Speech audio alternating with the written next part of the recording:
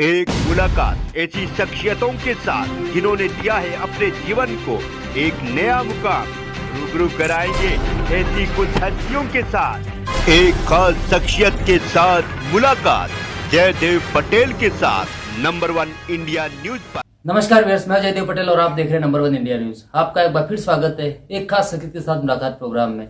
आज हम बात करेंगे देश में हिंदू मुस्लिम का जो विवाद चल रहा है, मंदिर मस्जिद के बाद में जिस प्रकार से जो विवाद जो सामने आ रहा है, इसके क्या मायने, और इसी के साथ साथ में बांग्लादेश में जिस प्रकार से हिंदुओं पर जो अत्याचार हो रहा है, तो कुछ नेता यहाँ पर हिंदू मस्जिद विवाद पर बोल रहे हैं तो वहीं बांग्लादेश के इश्यूज पर चुप है। और इसी के साथ साथ MLC महाराष्ट्र की कांग्रेस के भाई जगताप की तरफ से विवादित बयान दिया गया और चुनाव आयोग को कई टिप्पणी की गई। आखिर इन तामों पर बात करने के लिए हमारे साथ खास सामान है उत्तर प्रदेश के पूर्व मुख्यमंत्री डॉक्टर दिनेश शर्मा। डॉक्टर दिनेश शर्मा जी, आपको बहुत स्वागत है आज हमारे प्रोग्राम में। धन्यवाद जी। डॉक्टर दिनेश शर्मा जी, आपसे मेरा पहला सवाल है कि संभल हिंसा मामले को लेकर के कहीं न कहीं राजनीति तेज हो चुकी है, जोरों शोरों से लोग उस पर कहीं न कहीं अपने अपने टीका टिप्पणी भी कर रहे हैं, और कुछ जो मुस्लिम बुद्धिजीवी लोग, उनका तो यहाँ तक कहना है कि मुस्लिम लोग कुर्बानी देने के लिए तैयार है। आप इसको कैसे देखते हैं? तो संभल में पूर्णतः शांति है। शुरुआती दौर पे आपने ये कहा कि हिंदू और मुस्लिम का दंगा, हिंदू और मुस्लिम का दंगा कतई नहीं है। किसी प्रकार से हिंदू और मुसलमान में कोई कटुता नहीं है। और 7 साल में उत्तर प्रदेश में जब से योगी आदित्यनाथ जी मुख्यमंत्री हैं, कहीं भी हिंदू मुस्लिम दंगा नहीं हुआ है। जहां तक संभल का प्रश्न है, माननीय सुप्रीम कोर्ट का निर्णय आ चुका है और सुप्रीम कोर्ट ने यथास्थिति को जनवरी तक बनाए रखने के लिए कहा है।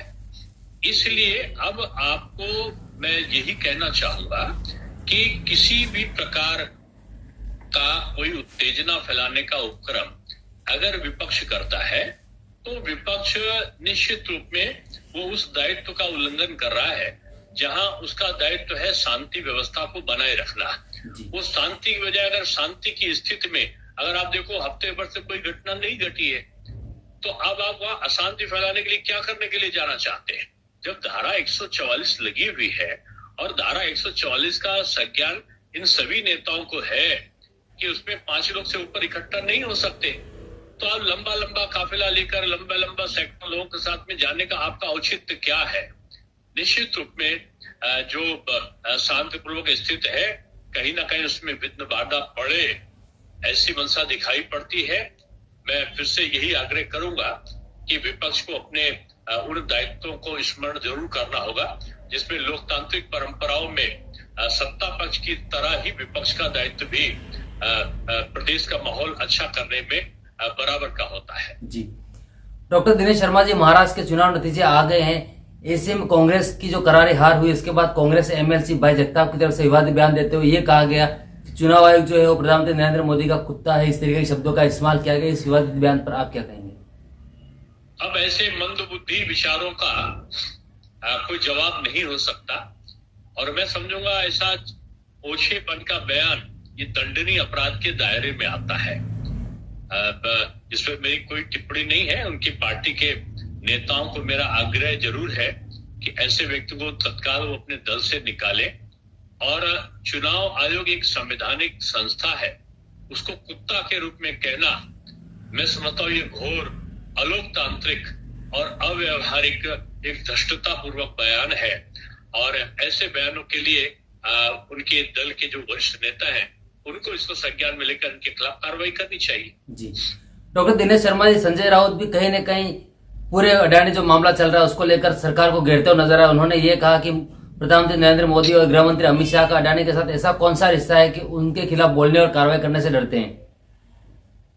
देखिए, ये सब वो लोग हैं जो अलग अलग रात के अंधेरे में तमाम उद्योगपति और तमाम बड़े व्यवसायियों के वहां तो जाते हैं, लेकिन दिखाने के लिए जब देश की उन्नति की बात होती है तो विदेशी कंपनियों के पक्ष में खड़े होकर जहां भारत की उन्नति होने लगती है तो भारत में आर्थिक अस्थिरता कैसे हो, इसके लिए मिलकर षड्यंत्र करने लगते हैं। कभी हिंडनबर्ग ऐसी रूमर उड़ती है, उसके बाद में कुछ नहीं होता। जब चुनाव आता है या संसद आता है तब ऐसी अफवाहों को लेकर ये आते हैं जिससे संसद ना चलने पाए, और जैसे संसद का सत्र समाप्त होता है वैसे ये शांत होकर अगले मुद्दे की तरफ बढ़ जाते हैं। ये मुद्दा विहीन है विपक्ष, और ये हार की जो अभी तक का दर्द है वो इनका कम नहीं हुआ है। जी डॉक्टर दिनेश शर्मा जी, अब आने वाले समय में दिल्ली में चुनाव की तारीखों का ऐलान होने जाएगा, ऐसे में इसको लेकर अरविंद केजरीवाल भी कहेंगे कि बीजेपी पर हमलावर है। उन्होंने ये कहा कि दिल्ली में जो रिसेंट 2 घटनाएं 40 दिन में 2 बार जो बम ब्लास्टिंग के जो मामले सामने है उसको लेकर के टारगेट करते हुए कि दिल्ली दुनिया की सबसे असुरक्षित राजधानी है। अब जाहिर सी बात है कि नेतृत्व असुरक्षित जरूर होगा, क्योंकि 10 साल तो नेतृत्व उन्हीं का है और अब उनका द्वारा नियुक्त किया गया शासन है। तो अगर असुरक्षित हुआ है तो उसका जिम्मेदार तीसरा कौन होगा? ये बात उन्होंने स्वयं अपने ऊपर कही है। आज नाली खड़ंजा, आज कूड़ा का ढेर लगा हुआ है, सीवरेज की व्यवस्था नहीं है, जर्जर आपके विद्यालय है, अस्पतालों की कोई सुव्यवस्था नहीं है, पूरी बरसात में पूरी दिल्ली जलमग्न हो जाती है। जमुना की सफाई का इन्होंने पूरी तरीके से अपने ऊपर लिया था कि हम आएंगे तो गंगा जल का में स्नान करेंगे, आचमन करेंगे। अब मैं तो कहता हूँ ये सबके सामने वो 1 गिलास जल निकाल कर पी लें तो शायद बहुत बड़ी बात होगी। ये बातें कहना और करना, जब शासन सत्ता आपके हाथ में रही तो आपने कुछ नहीं किया। उसके पहले जो शासन सत्ता थी आपके सहयोगी पार्टी के इंडी गठबंधन के लोगों के पास में थी, तब आपने कुछ नहीं किया। अब आप जब देख रहे हैं चारों तरफ बड़े बड़े पुल और मेट्रो सब बन रही है दिल्ली के चारों तरफ, तो आपको वो नहीं दिखता है। आपको जो दिखना चाहिए, जो आपका दायित्व था, कूड़ा का ढेर का आपने सेल्फी ली थी ना, अब वो कूड़ा का ढेर और बड़ा हो गया है। आपने पोल्यूशन हटा देने के लिए कहा था, आज आपके द्वारा उसके लिए कोई उपाय नहीं किए गए हैं। गंगा आपके जमुना की सफाई का ठेका लिया था, क्या हो गया? सीवरेज आज जगह जगह हो रही है, सफाई नहीं है, ये किसके जिम्मे है? आज म्युनिसिपल कॉर्पोरेशन भी आपके जिम्मे है और सरकार 10 सालों से आप चला रहे हो, फिर आप दोस्त किस व्यक्ति को दे रहे हो?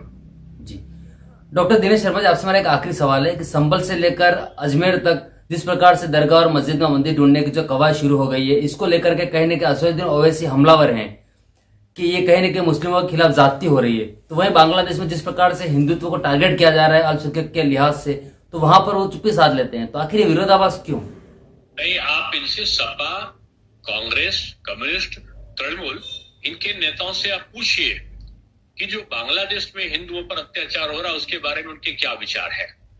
वो इराक के बारे में बोल सकते हैं, वो बेरूत के बारे में, फलस्तीन के बारे में बोल सकते हैं, यमन के बारे में बोल सकते हैं, लेबनान के बारे में बोल सकते हैं। हालांकि हमारे प्रधानमंत्री ने भी अफसोस जाहिर किया वहां की घटनाओं पर, लेकिन आप वहां के बारे में तो बोल सकते हैं, लेकिन आप बांग्लादेश के बारे में क्यों नहीं बोल सकते जो वहां के अल्पसंख्यकों पर अत्याचार हो रहा है? जी कारण विपक्ष के आज जनता ने नकारा है और आगे भी जब चुनाव होंगे जनता इनको नकारेगी। डॉक्टर दिनेश शर्मा जी, आपने हमारे लिए समय निकाला, उसके लिए आपको बहुत बहुत धन्यवाद।